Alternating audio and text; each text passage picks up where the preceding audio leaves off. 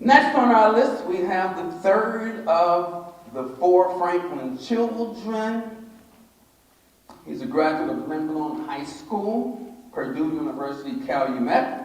Played high school baseball from 83 to 87. He played college basketball from 89 to 92.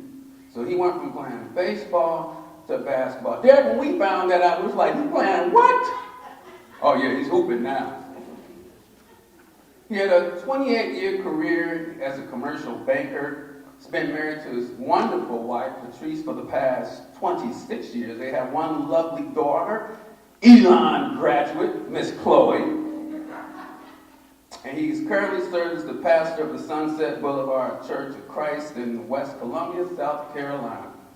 Part of their motto is, any and everyone is encouraged to come to Sunset, where they are a diverse, loving, and friendly group of people whose greatest desire is to share the gospel of salvation as far as their faith can reach. Ladies and gentlemen, Mr. Derek Franklin. Pastor Derek Franklin. Let me get that right. Good evening to everyone. Appreciate you all coming out. It's good to see so many familiar faces. A lot of memories and a lot of stories flood back. So one of the stories I remember is whenever you guys finished a baseball game, you would sit in the grass and coach, my dad, would seemingly go over every single pitch from the game. And I think on one of these, it must be important in trying to get him. But, he talked about his family a lot, from what I understand, and he used to talk about me and how he's a preacher. But if you all know my dad, he doesn't think very highly of preachers. He thinks they're all crooks and they're in it for the money and they're just deceptive and evil. And so he would go on and on and on about these preachers. And I forget who it was. One of the kids raised his hand. He said, "Coach, isn't your son a preacher?" He said, "Yeah, but my son ain't no crook."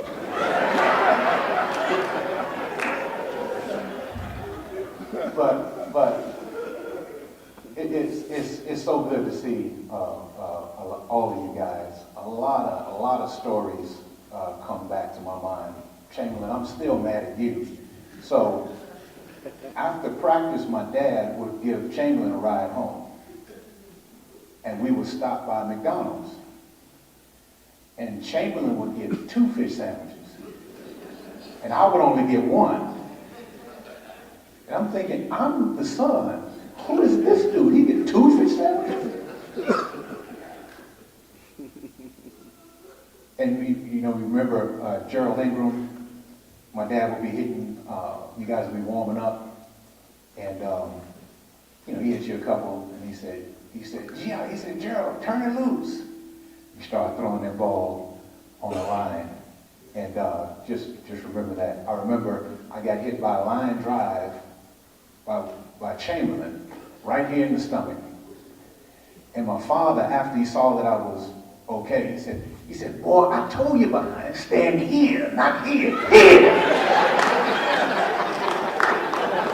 He said, come sit down right here and don't move."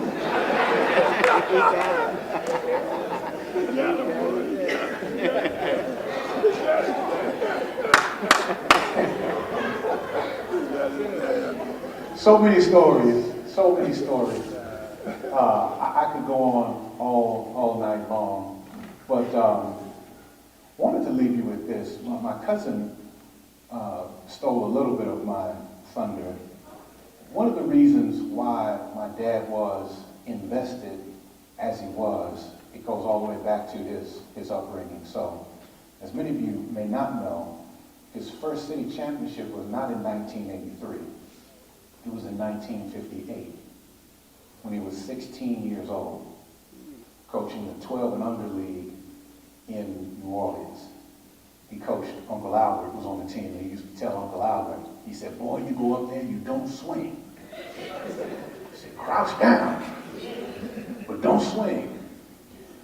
And so his legacy spans, the coaching legacy spans from 58 all the way up until he retired in 2016. You all know all the numbers, 809 wins, inducted into the Hall of Fame in 2005, first city championship in the school's history in 1983. And I remember he told me, he sat me down one time and he said, yeah, Derek, I went into the principal's office, Principal McCray, I think it was, and he was sitting back as, you know, the news was here. It was a big thing. And he was sitting back and he said, yeah, coach, we did it. As if he was coaching.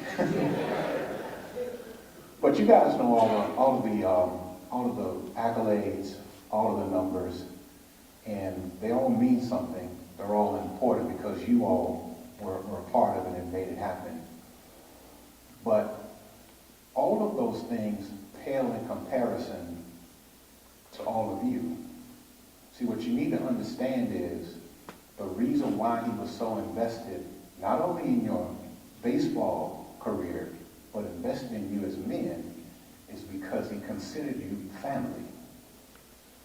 What's big in the Franklin household is education, but what's bigger and more important is family.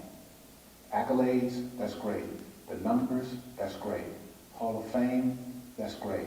But what was most important to him is that you all graduate high school, that you all go off to college, if that's what you wanted to do. That you graduate college, and then you come back and you be productive men in society, bringing up the next generation behind you and instilling the same lessons that you learned on the baseball diamond in your progeny. And so I just want to appreciate and thank all of you all, because my dad died when he was 83, and I'm a firm believer that you all helped him live that long. Because if you recall, he coached for 16 years after he retired as a teacher. And so in many respects, this is just me, in many respects, you all helped him live as long as he did. And so I appreciate each and every one of you from the bottom of my heart, former players, former coaches. I see Mr. Reels in the audience as well. I just want to appreciate and thank each and every one of you. This means a lot. I'll never forget it. My family won't either. And before I sit down, my wife is with me. Raise your hand. And then this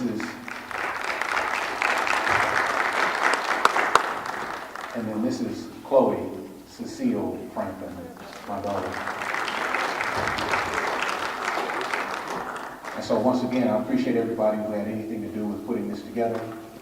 And yeah, I won't forget it. I won't forget it.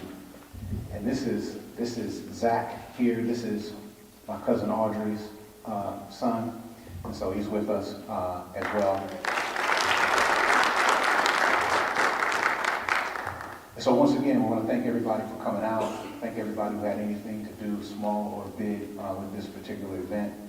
Most of all, I want to thank you, ball players, for what you have meant, not only to my dad, but to me as well. Thank you.